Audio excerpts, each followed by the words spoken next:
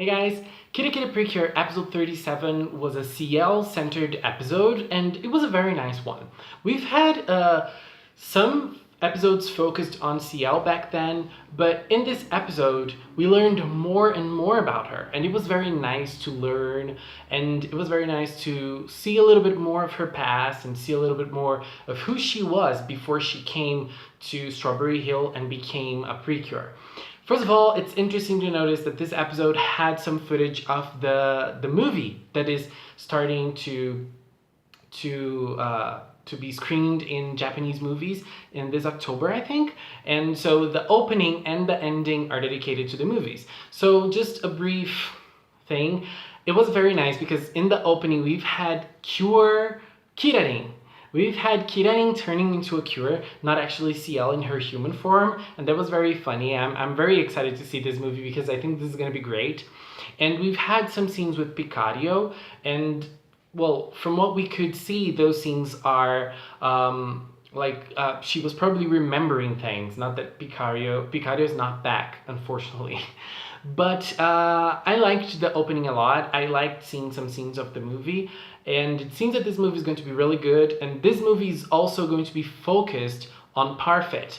I have no idea why this focus on Parfait, but I don't know, I'm not bothered by it, I'm not bothered, and I think it's going to be nice. And the ending was also very cute. I loved seeing them in random settings in Paris, France, and it was nice seeing the Cures go into some specific places and, cultural locations in France. So it was very interesting. I liked that a lot. And the episode in general, it was not an important episode concerning the Cures and concerning the story, but it was important concerning CL's position in the group and CL's position in her own life. Because CL is a genius. CL is someone who's very talented, so what is she actually doing in such a small town in Japan and not actually growing more in her patissiere career? And so I think that this question was the most important thing in this episode, and it was interesting to see CL thinking about that, the other girls thinking about that as well. So first of all, this episode was Halloween centered, at least Halloween themed when it comes to the visuals, so it was very beautiful. And concerning the visuals, I think this episode was probably the one of the most beautiful episodes so far in KIRAKIRA. It was so beautifully drawn, and it's right there with episode 20. And I don't know, I felt like this episode was so beautiful. It felt so different and kind of special in its own way when it comes to the drawings. It was really beautiful. And so yes, basically the premise, I liked the starting because the starting, we've had a duo between Kirapati and CL's patisserie.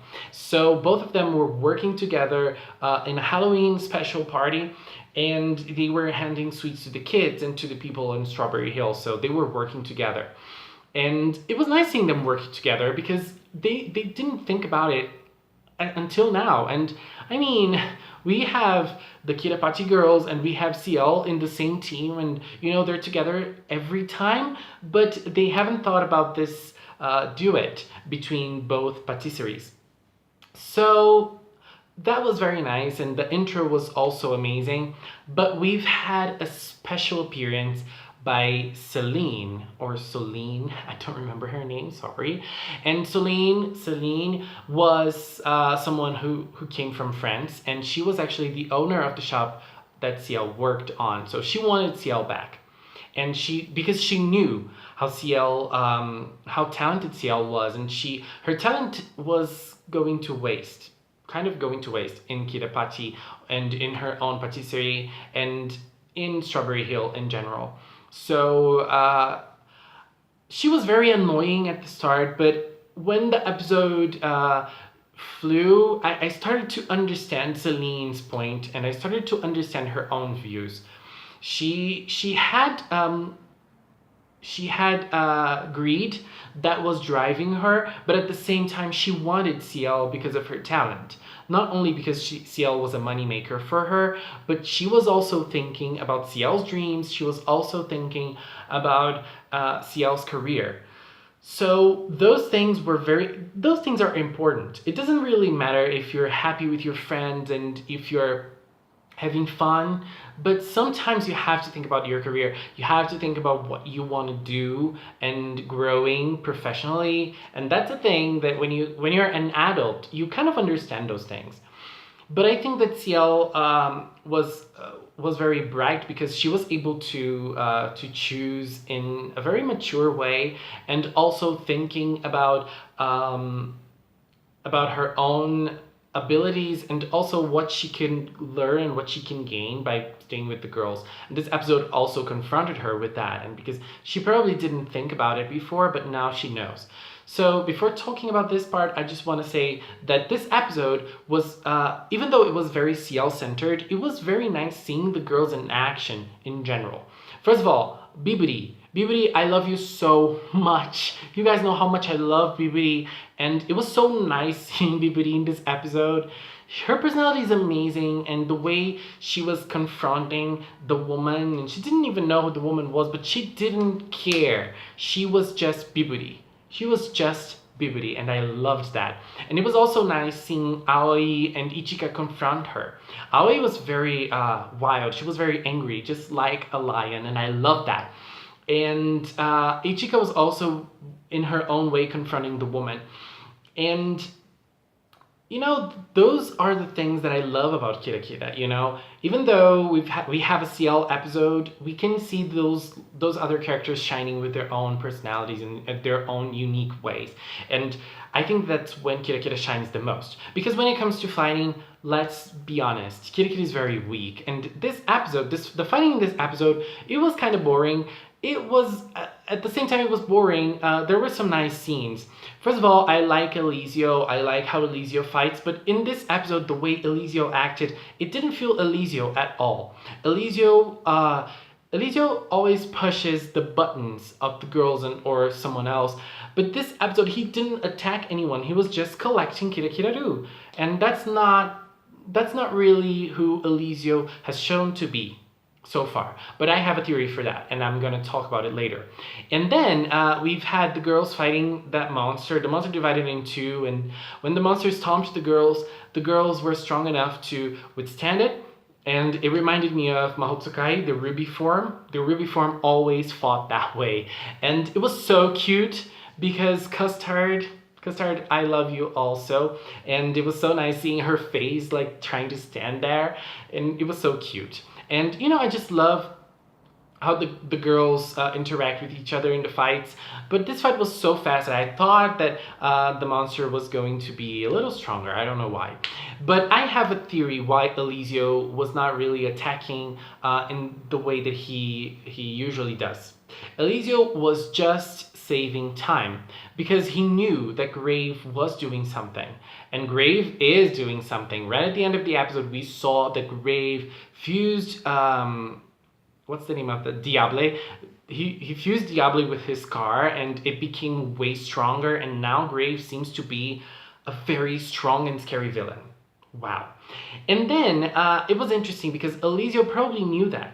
And Eliseo didn't want to bother his plans, and Eliseo didn't want to, you know, ruin his ideas. So Eliseo was just there saving time and collecting Kirakiraru, and he was just saving time for Grave to be able to collect the dark energy so that he could become stronger and fuse with Diable. So next episode, things are gonna get heat up in the fights. I'm very curious to see that. And the other thing that I was talking about, the idea of CL being very talented and being very, being a genius, just like Celine said. And that's something that I totally understood when Ichika asked her, "Why are you here with us? Why are you working with Kirapati? We're just normal girls and you are such a genius, you're so talented, but you're here with us. Why is that?" And if I were in Ichika's position, I would be asking, why would someone like that be with someone like me? And I think that the whole situation ended up becoming very sad. The girls felt very sad, and the interactions between the girls and their crystal animals was also very cute. And I think that when Ciel was able to get her own answer for that, it was very beautiful. It was done in a beautiful way because Ciel is very technical, but Ichika and the other girls, they're very emotional. Even though we have Himani, who's the sweets scientist, the girls are usually very emotional when it comes to sweets. They're not professionals, but they have something, especially Ichika. She has something that Ciel doesn't. She can have those crazy ideas, Kirato Hirameta, and she can think outside the box. And Ciel doesn't really do that. And Ciel can learn a lot from that, and they can create smiles, they can create lots of kirakiraru when they do that together. So that's when Ciel found her answer. And that was very beautiful because Ciel did her own sweets and then she created something very simple, but that something that she created felt very special to Celine. That scene, I wasn't expecting something like that. You know, the ending scene in which Celine she ate the sweets and then she remembered of her past. She remembered of something that she probably had forgotten in her career. And then she noticed that what Ciel is doing is right. She is on her right path, even though it's a path that she wasn't sure if Ciel should follow that path, but now she is sure of that. So yeah, I think that's amazing. That's something that's gorgeous. I really like that.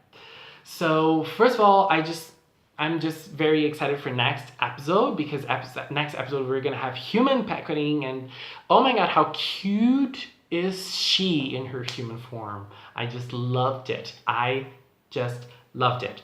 And so I'm very curious, and I'm also curious to see the new Grave in action. Will Grave finally do something? Because so far, he's being a total flop.